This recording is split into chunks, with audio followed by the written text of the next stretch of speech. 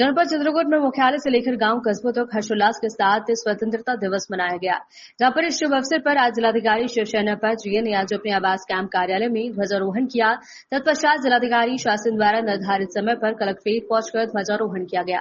इस अवसर पर जिलाधिकारी ने स्वतंत्रता दिवस के अवसर पर उपस्थित अधिकारियों, कर्मचारियों, जनपदवासियों को स्वतंत्रता दिवस के अवसर पर बधाई दी है। उन्होंने कहा कि स्वतंत्रता बहुत संघर्षों के बाद मिली है, इसको अक्षुण्ण बनाए रखना हम सभी लोगों का दायित्व है। उन्होंने कहा कि अभी हाल ही में जम्मू कश्मीर के पहलगाम में हुए आतंकी हमले का जवाबी कार्यवाही ऑपरेशन सिंदूर के अंतर्गत की गई, जिसमें पूरा देश एक साथ खड़ा रहा। यही राहत राष्ट्रहित की पहचान है। उन्होंने कहा कि विश्व में देश आज चौथी अर्थव्यवस्था हो गया है। शिक्षा, इंजीनियरिंग, टेक्नोलॉजी आदि के क्षेत्र में हम आगे बढ़ रहे हैं और अन्य क्षेत्रों में कैसे आगे बढ़े, इस पर विचार करने की आवश्यकता है। उन्होंने कहा कि जो लोग दबे कुचले हैं उनको आगे बढ़ाएं, सेवा में हमारी क्या भूमिका हो सकती है, इसको भी सोचने की आवश्यकता है।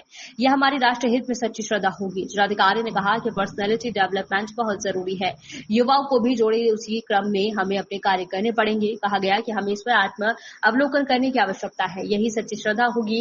उन्होंने कहा कि छोटे छोटे बच्चों को हमें अभी से अच्छी बातें बतानी होंगी, तभी राष्ट्र का निर्माण हो सकता है।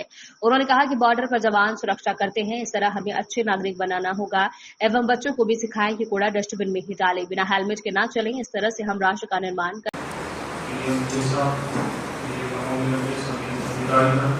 और यहाँ पे सभी लोग बहुत सारी शुभकामनाएं।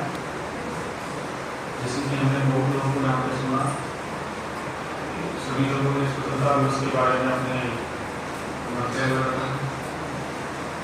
जैसे कि हम जानते हैं कि बहुत